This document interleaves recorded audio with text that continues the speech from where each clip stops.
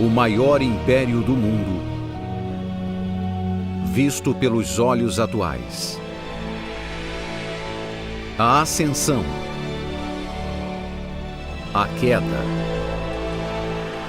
os conquistadores, os conquistados. Roma, o grande império.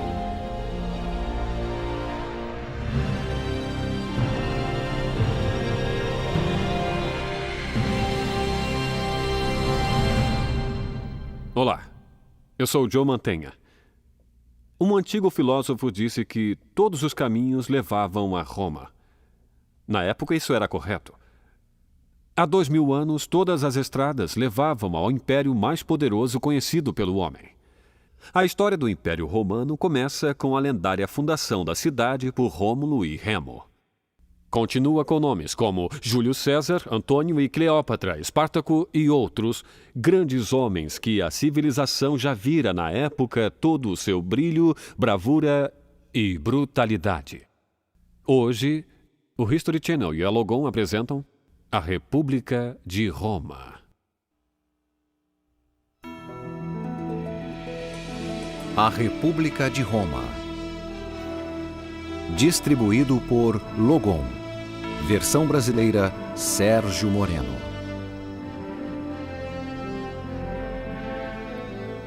Eles foram os homens e mulheres mais destacados de sua época, poderosos, apaixonados e inflexíveis. Dominaram durante mais de 1000 anos todo o mundo ocidental, conquistando inimigos, construindo cidades opulentas e vivendo suas vidas com uma grandeza decadente. O Império Romano sempre atraiu as fantasias do homem moderno. Hollywood recriou os palácios pagãos e as festas públicas. Suas conquistas cruéis e astuciosas. E sua insaciável sede de vida. Lembre-se, que não quero que me esqueça, por favor. Esquecer? Como? Sabe que jamais poderia esquecê-la.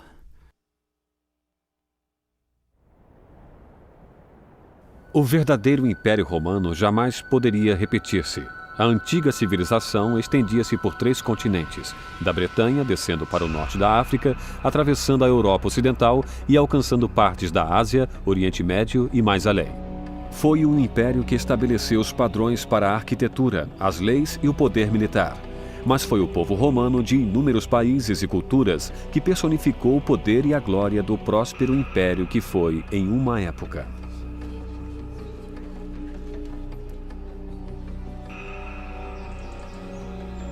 As origens dessa civilização perdida baseiam-se no mito e na lenda. A maioria dos romanos acreditava que seus ancestrais surgiram ao longo das margens do rio Tibre, em uma região agora conhecida como Itália. No século VIII a.C., a filha do rei latino Númitor teve filhos gêmeos que se chamaram Rômulo e Remo. Mas o irmão do rei temia que as crianças um dia o expulsariam do trono real. Num gesto de ira, atirou as crianças no rio gelado. Diz a lenda que os gêmeos foram salvos por uma loba que amamentou-os, salvando-lhes a vida. Em 753 a.C., Rômulo e Remo eram adultos e estabeleceram as fundações de uma nova cidade chamada Roma. Mas o laço fraterno não durou muito tempo. Rômulo matou Remo durante uma briga de família, o que tornou Rômulo o único governador de Roma.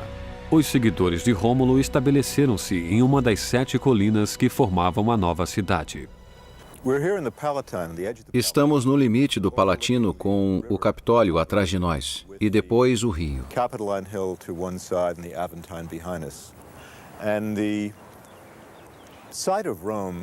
A Roma antiga tratava do relacionamento entre o rio Tigre e as montanhas em torno.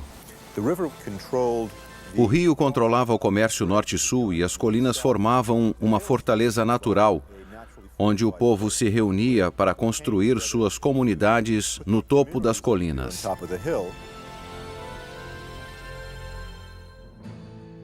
Em tempos antigos, a Itália era uma região de grande diversidade cultural. Várias tribos, tais como os gregos, as sabinas e os latinos, acabaram por misturar-se, formando uma única raça, os romanos.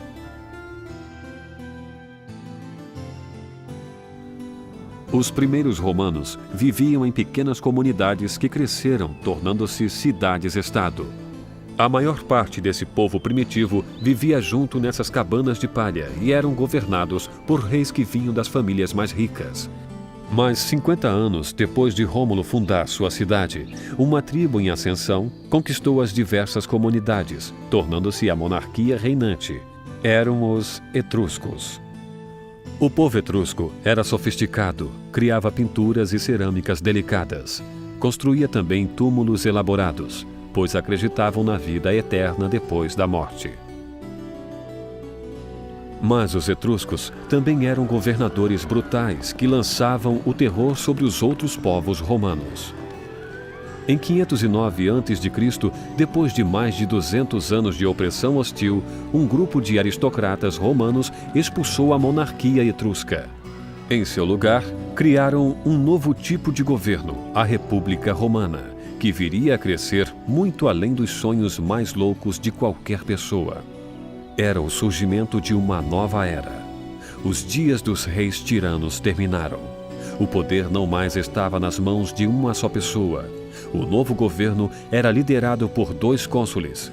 Esses magistrados dividiam o poder da República, fazendo leis e supervisionando os casos legais. A cada ano, novos cônsules eram eleitos por um comitê de senadores que tomavam as decisões sobre a política do governo.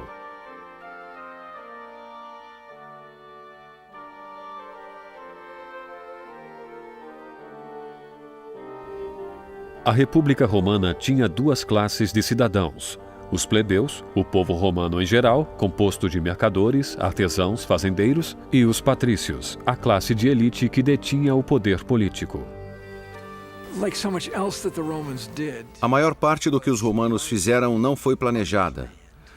Não havia convenção ou constituição, nem um único grande líder. Não havia documento escrito. A derrota do último rei etrusco significou o estabelecimento da República Romana. A maior ironia foi que os cônsules usaram como modelo o rei que tinham destronado. A única diferença é que passaram a ser 2. Os plebeus queixavam-se que o novo sistema de governo não era muito melhor do que o antigo, apesar de poderem agora votar. Mas somente os patrícios podiam candidatar-se aos cargos políticos. Em 471 a.C., os plebeus criaram uma tribuna para a qual 10 homens eram eleitos para representar sua classe contra qualquer opressão política exercida pelos cônsules ou pelos patrícios. Em 450 a.C., foi criado um sistema chamado de Lei das 12 Tábuas, para proteger os direitos de todos os cidadãos. Durante séculos, as leis tornaram-se uma profissão de muito prestígio. Cícero, um homem de família modestamente rica, tornou-se um dos celebrados homens de leis e oradores de Roma. Os pais dele não eram nobres nem estavam no Senado. Cícero foi um dos poucos homens que se fez sozinho. É o advogado que todos querem, e em uma era em que todos são processados e sofrem vários litígios, Cícero é quem todos procuram, o que o torna extremamente valioso e um aliado de gente valiosa. Como um advogado moderno, Cícero era um habilidoso defensor público que representava o drama do acusado no tribunal. Durante seus julgamentos, chegou a contratar órfãos das ruas para posar como os filhos famintos de uma mulher que ele defendia contra o marido. Cícero dirigiu-se ao júri com as seguintes palavras: Hoje só me concentrarei na inocência de meu cliente. Portanto, ignorarei completamente que o promotor deste caso é um namorador infame que bate na mulher e rouba de avós inocentes. Advogados famosos demonstravam seus méritos vencendo casos legais, mas a maioria dos romanos mostrava seu valor nos campos de batalha.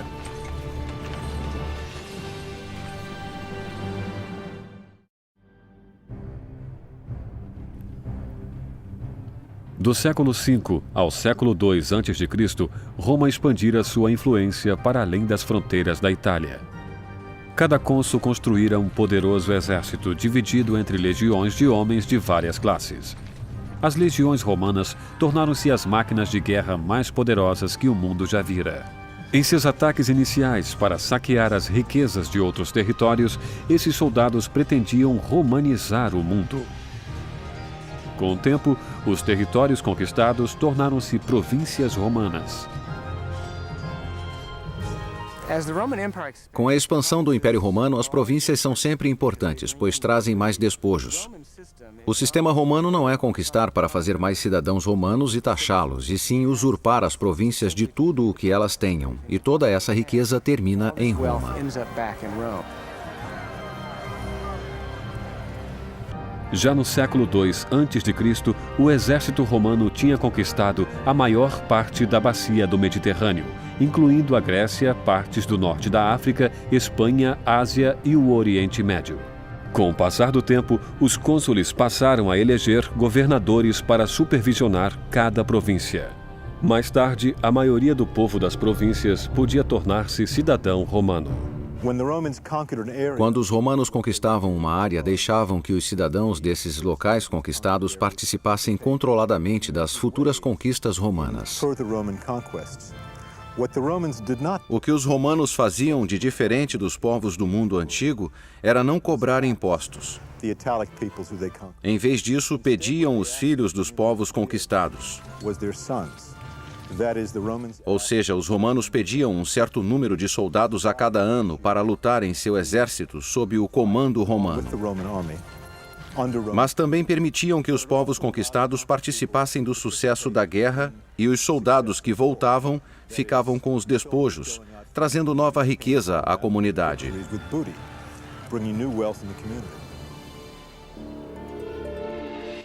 A maior parte dessa riqueza foi levada para Roma, a capital do Império. Entre os despojos havia estátuas e relevos de mármore que foram usados para decorar o Fórum, o centro cívico da cidade. Em 100 a.C., o Fórum fervilhava de atividade e animação. Oradores faziam discursos diante do prédio do Senado. Cidadãos rezavam e faziam sacrifícios nos vários templos públicos dedicados a seus deuses pagãos, como Júpiter, Minerva e Apolo. Se você entrasse no fórum, não veria o que geralmente se vê nos filmes, toda aquela brancura. Encontraria uma profusão de cores. Devemos nos lembrar também que Roma era uma cidade vertical. Os romanos inventaram os arranha-céus, que poderiam ter 4 ou 5 andares. Muita gente se esquece disso.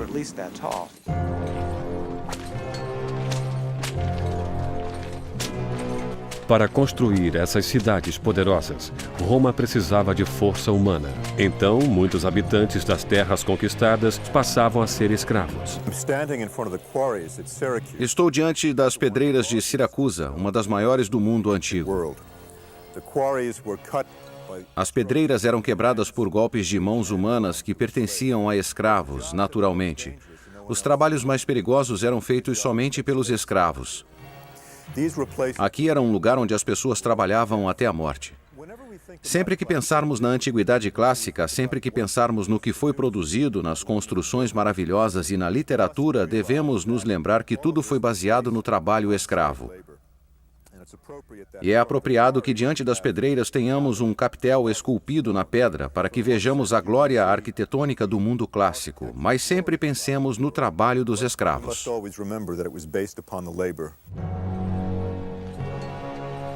Em alguns períodos, esses escravos podiam ter toda a força do Império Romano focada neles. Das muitas revoltas de escravos nessa época, a maior delas aconteceu na Península Italiana. A rebelião foi instigada por um escravo chamado Espartaco, que era obrigado a lutar como gladiador, esporte perigoso, onde escravos lutavam contra escravos até a morte para a diversão pública.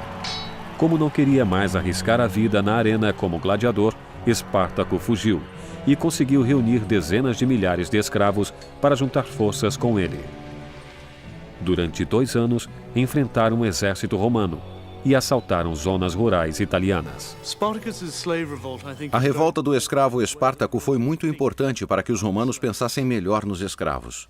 Foi a revolta mais perigosa, que precisou de 2 ou 3 legiões romanas para abafá-la, e fez os romanos pensarem que aqueles escravos que viviam em suas casas e que eram tão maltratados por eles, poderiam assassiná-los durante o sono.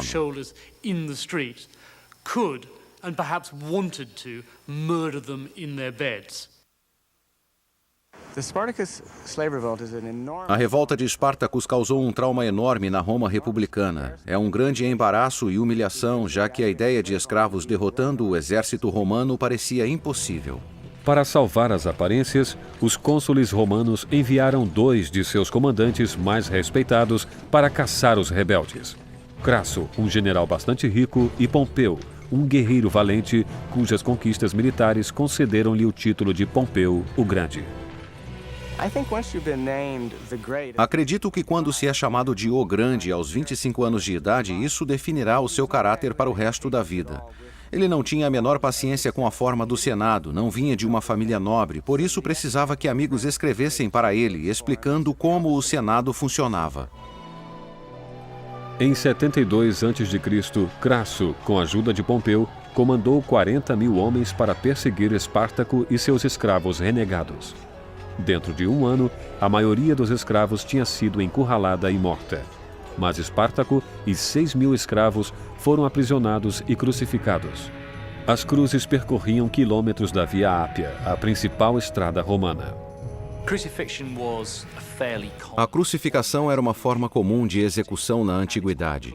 E é evidente que os crucificados vivessem um tempo considerável nessa terrível agonia até morrer de sufocamento, pois era mais difícil fazer os movimentos de respiração. Depois de mortos, seus corpos apodreciam à beira das estradas como um aviso para outros.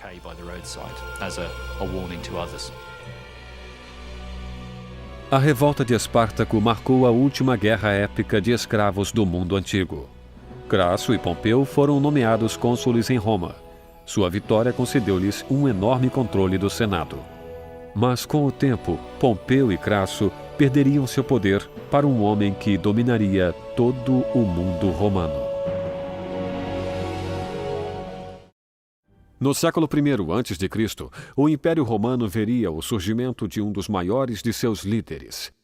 Dizia-se que na guerra ninguém o ultrapassava, no amor ninguém o igualava. E com o tempo, o nome dele passou a simbolizar o poder absoluto.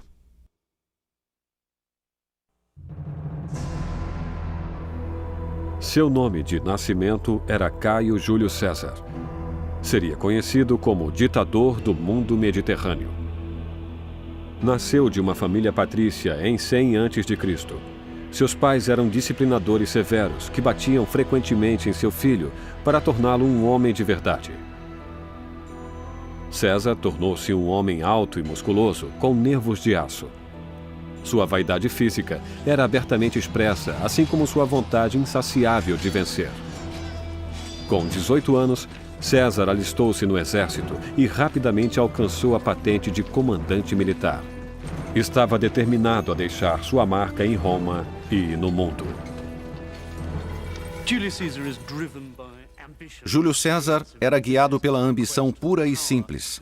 É uma luta pelo poder, luta para sobrepujar Alexandre o Grande, que conquistara a maior parte do mundo conhecido até os 30 anos. Existe uma história famosa de Júlio César na Espanha que, vendo a estátua de Alexandre, caiu em prantos dizendo: "Já tenho 25 anos e ainda não conquistei nada." E acho que essa ambição era não apenas de ser o mais poderoso possível, mas também para a história, ficar acima de Alexandre o Grande.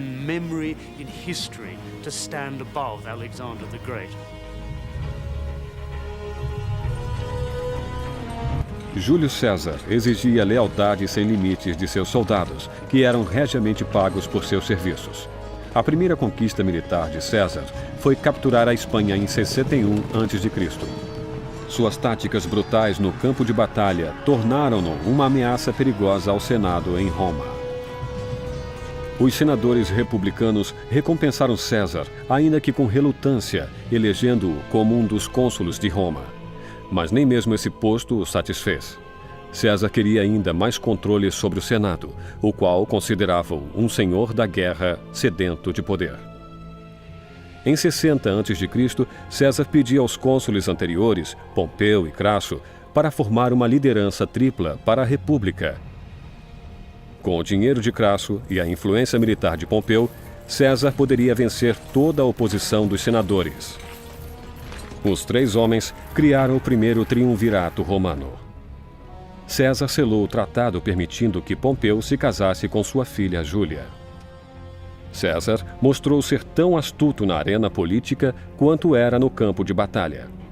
Posicionou-se como um homem do povo, percorrendo os bairros miseráveis de Roma para apoiar os pobres. Este gesto não foi inspirado por sua virtude, e sim era um instrumento político usado contra os senadores conservadores, que ainda tratavam-no como um forasteiro. Ele era levado por seus próprios interesses e não pelos interesses da República. Acredito que os cidadãos romanos representaram uma parte importante nas ambições políticas de César.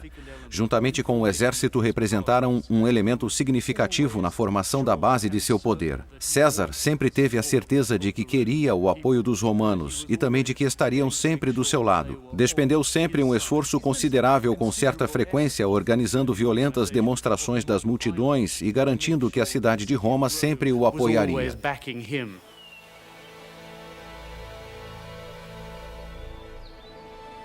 Os 3 governadores dividiram o império igualmente. Depois de estarem juntos por 1 ano, Crasso e Pompeu seguiram caminhos diferentes.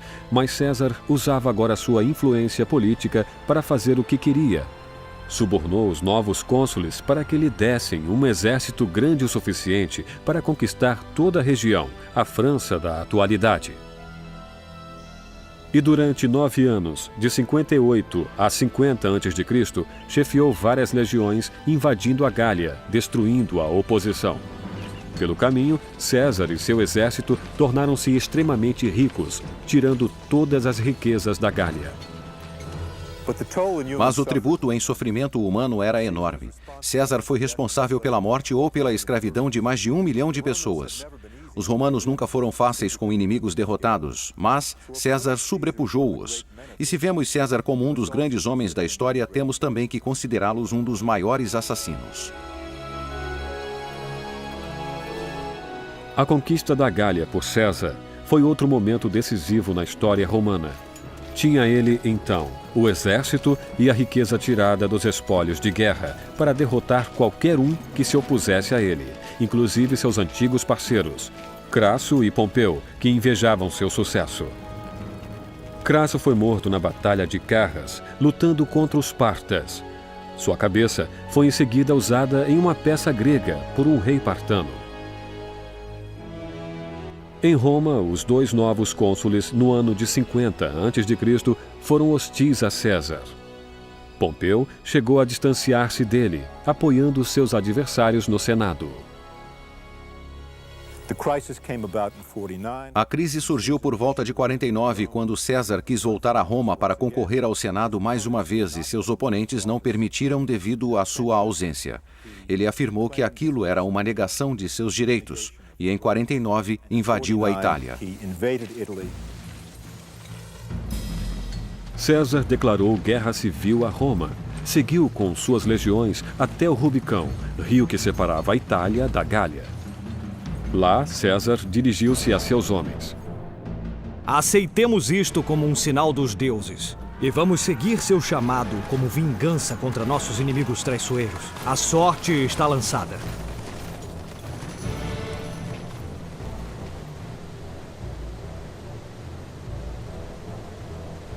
Em 49 a.C., César atravessou o Rubicão e tomou o controle da Itália. Pompeu dirigiu-se rapidamente a Roma e mobilizou seus homens em Farsália, na Grécia. César perseguiu seu antigo companheiro e lançou um ataque decisivo. Os homens de Pompeu, muitos dos quais intimidados pelas tropas de César, desertaram-no em droves. Depois de um golpe terrível, César foi vitorioso.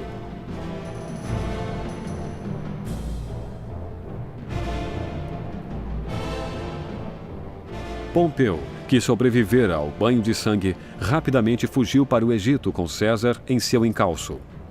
Logo que chegou no porto da cidade de Alexandria, no Egito, César foi saudado por Ptolomeu XIII, o rei egípcio de 10 anos de idade, que presenteou-o com a cabeça de Pompeu. Um gesto de boa vontade dos cidadãos egípcios para o herói de Roma. O Egito era uma nação extremamente rica, muito valiosa, mas em grande anarquia política. Durante muitos anos, os romanos deixaram-no assim. E isso porque não confiavam em nenhum aristocrata romano em particular para negociar com o Egito. Era muito rico e muito perigoso. Quando César foi lá, viu a situação qual era e decidiu estabilizar o país. O Egito desejava a ajuda militar de Roma, mas César estava mais interessado em outro tipo de aliança. Logo, entraria em sociedade com a irmã do rei Ptolomeu. Seu nome era Cleópatra.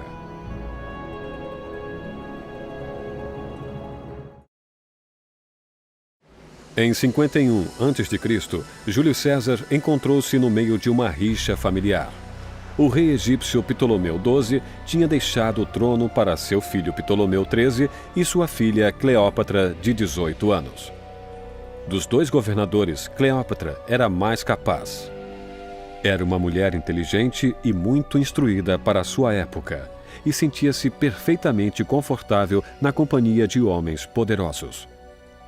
Mas a mentira e o engano graçavam dentro dos muros do palácio. Ptolomeu mandou exilar Cleópatra da cidade para ficar com todo o poder. Quando Cleópatra soube que César estava em Alexandria, decidiu que teria que encontrar-se com ele. A cidade ainda estava nas mãos hostis dos que apoiavam seu irmão. Então a rainha fez-se transportar para Alexandria, enrolada em um tapete oriental. César, então com 50 anos, ficou impressionado com a astúcia e a inteligência da rainha de 18 anos que surgiu diante dele. Os dois formaram uma aliança e, subsequentemente, derrotaram Ptolomeu e seus seguidores. César e Cleópatra iniciaram um tórrido caso de amor. Passaram semanas fazendo cruzeiros românticos ao pôr do sol, descendo o Nilo. Cleópatra logo ficou grávida do filho de César. Mas César teve que deixar sua amante egípcia. O dever o chamava para comandar outra guerra na Ásia Menor. Em 47 a.C., os exércitos de César venceram os Fárnaces na Batalha de Zela. Foi lá que ele disse sua frase famosa: Vini, vidi, vinci. Vim, vi e venci.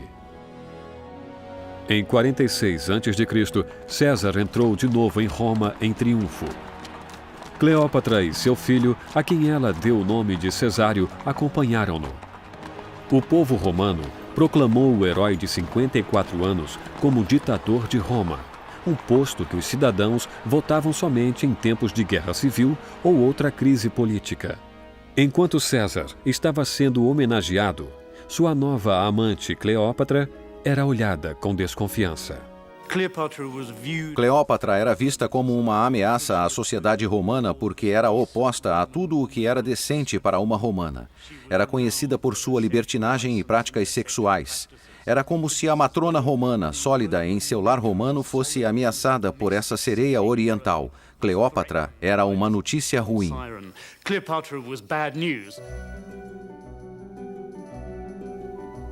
Não era a primeira vez que César tinha uma amante. Apesar de ser casado com a terceira esposa, Calpurnia, o adultério era legal para os homens, desde que a mulher não fosse casada, e César usufruía de todas as vantagens de suas liberdades.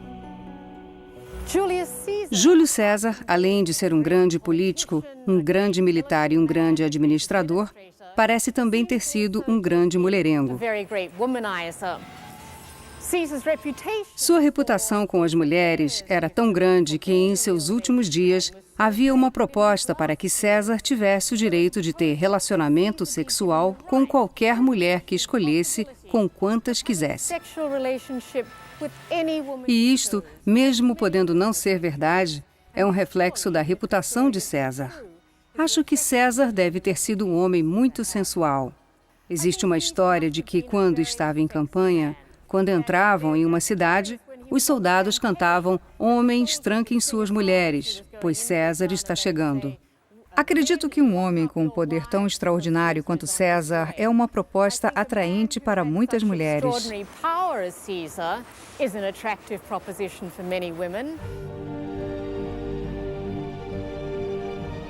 Maior do que seu amor pelas mulheres, César tinha uma tremenda tendência para exibir seu poder.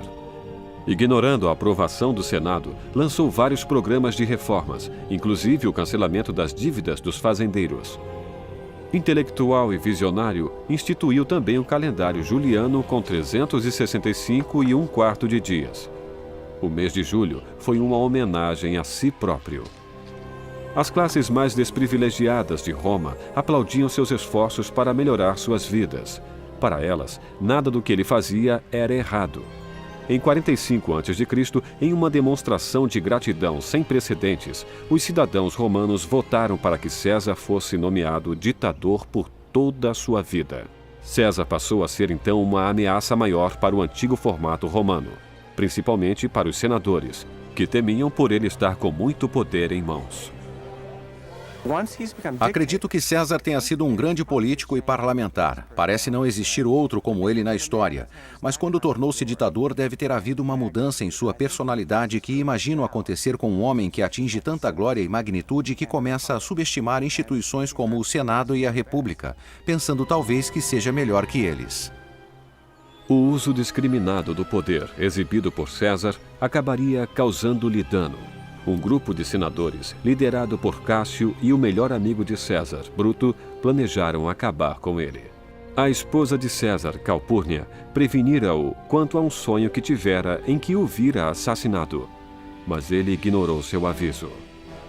E nos idos de março, em 44 a.C., César dirigiu-se para o Senado. Entrou despreocupadamente em suas câmaras, ignorando o perigo que corria.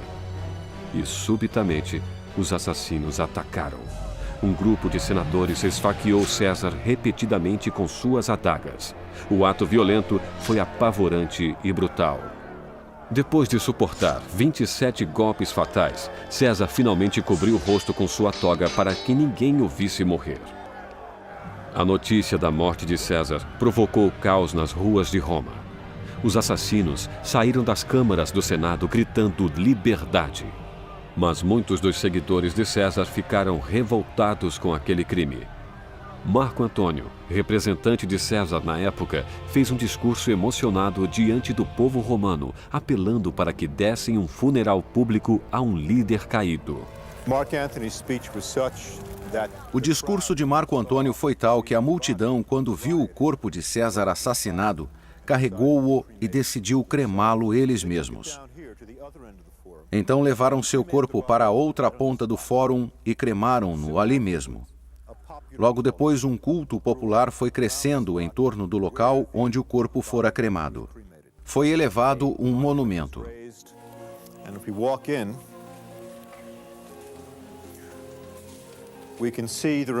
E se entrarem lá, verão os vestígios do altar que é venerado até os dias de hoje pelos romanos, ou pelo menos alguns romanos. Flores são colocadas na sepultura, celebrando principalmente os idos de março, pelos monarquistas que reverenciam a memória de César, o ditador.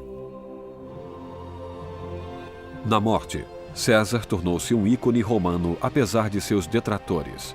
Foram construídos templos em seu nome, onde ele aparecia como chefe sacerdote ou sumo pontífice. Foi mesmo declarado um deus por alguns. Acredito que César simboliza uma coisa boa e uma ruim. Simboliza o novo estado político do Império Romano, a ideia de um império governado por um imperador.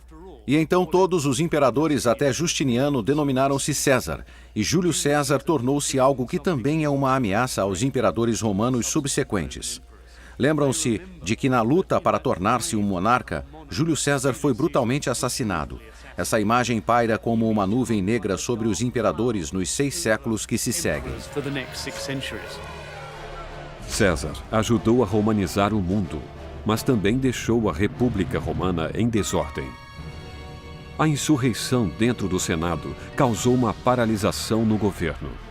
Ainda havia o problema de como cuidar daquela população crescente. A República precisava urgentemente de um novo líder.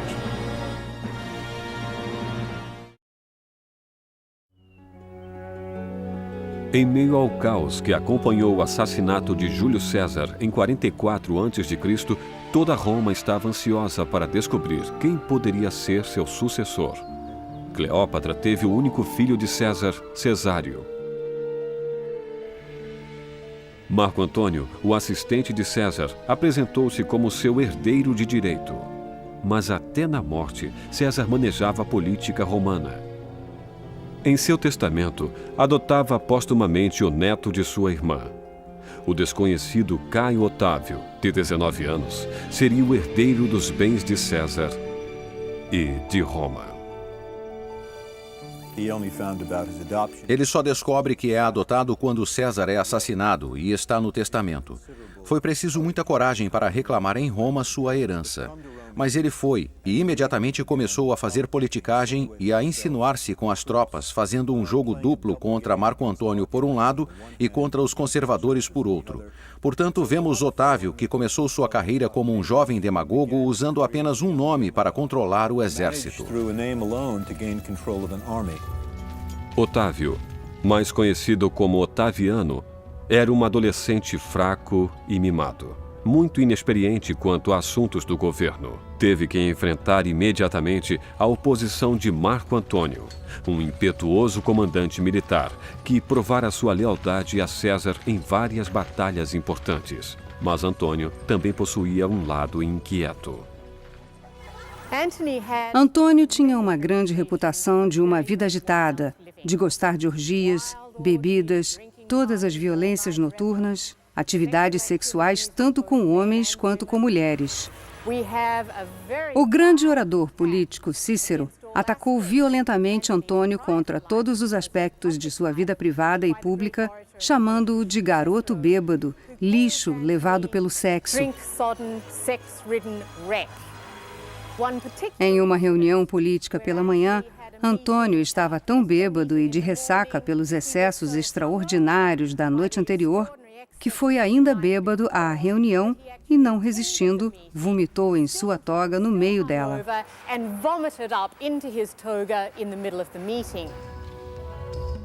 Otaviano usou certa vez o comportamento desregrado de Antônio em seu favor. O adolescente era ambicioso e esperto. Percebeu que teria que fazer uma aliança com Marco Antônio para ter o poder total sobre o império. Otaviano planejou seu futuro. Criou o segundo triunvirato romano, dividindo o poder com Marco Antônio e Emílio Lépido, que tinha sido um governador de província. Lépido logo caiu da coalizão, deixando Otaviano e Antônio dividindo o império. Otaviano ficou responsável pelas províncias do oeste, que incluía a Espanha, a Itália e a Gália. Marco Antônio encarregou-se das províncias do norte da África e da Ásia. Seguindo os passos de César, Antônio em seguida formou uma aliança com a rainha egípcia Cleópatra. Então houve o primeiro grande encontro entre Antônio e Cleópatra, que aconteceu no que hoje é a costa sul da Turquia. Cleópatra agora era uma mulher muito mais experiente do que quando conheceu César. Subiu o rio em um grande barco decorado com ouro e cortinas púrpuras. Estava vestida como a deusa Vênus. Havia músicos e perfumes e ela seguiu o rio ao encontro de Antônio. Um grande espetáculo. Seus remadores acariciavam as águas com remos de prata que mergulhavam ao ritmo da música das flautas. Plutarco.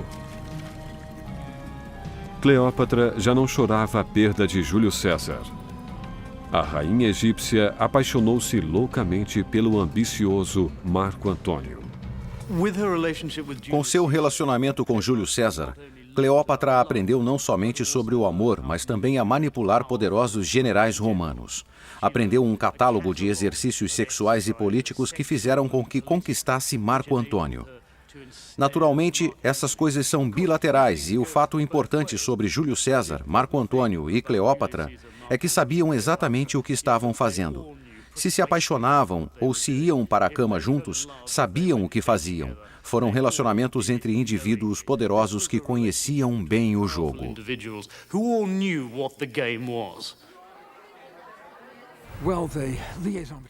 A ligação entre Antônio e Cleópatra é uma das mais celebradas de toda a história. Mas o mais interessante é que Antônio saiu do Egito depois disso e não viu mais Cleópatra durante 4 anos. Naturalmente, ele não estava apaixonado por ela. Na verdade, ele casou-se nesse período com Otávia, a irmã de Otaviano.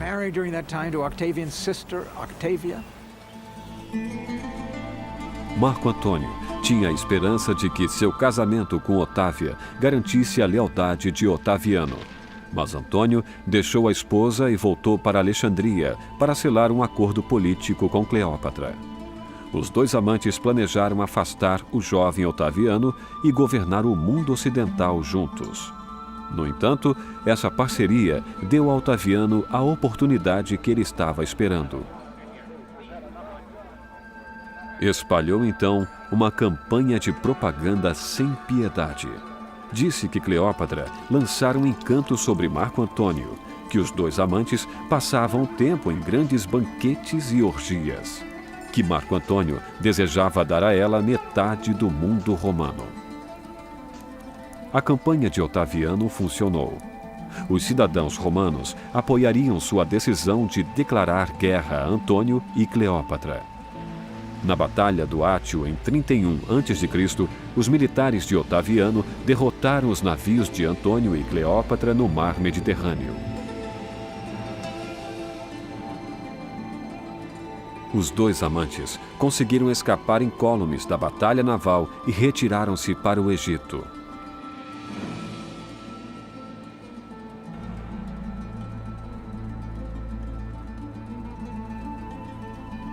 Mas Antônio e Cleópatra sabiam que os homens de Otaviano iriam atrás deles. Em seu ato final, Antônio recolheu-se em sua câmara e mergulhou sua própria espada no peito. Seu suicídio foi lento e penoso. Quando Cleópatra soube que Antônio tinha tirado a vida, decidiu terminar com a dela. A rainha egípcia enrolou uma cobra venenosa no braço e recebeu a picada letal. Resumindo, tanto Marco Antônio quanto Cleópatra suicidaram-se para preservar suas reputações. Teria sido muito pior para eles se, por exemplo, aparecessem para o triunfo de Otaviano em Roma. Os dois fizeram a saída mais decente, mais nobre do palco político, dentro das circunstâncias. Com Antônio e Cleópatra mortos, os capangas de Otaviano assassinaram o único filho de César, Cesário. Então, não restava mais ninguém no caminho de Otaviano. A República Romana tinha desmoronado. Em seu lugar, Otaviano ajudou a estabelecer um novo governo, o Império Romano. Otaviano viu seu sonho realizar-se. Tornou-se o primeiro e único imperador da nação mais poderosa que o mundo antigo conhecera.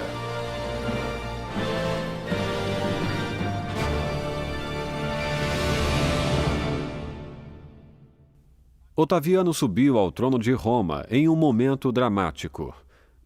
Recebeu um novo título, Augusto, que significava semidivino. Para o povo romano, Otaviano tornou-se a figura de um deus na terra. Seu poder e prestígio levaram o império a uma era do ouro, um período de possibilidades sem fim, quando ser um romano significava ser tudo.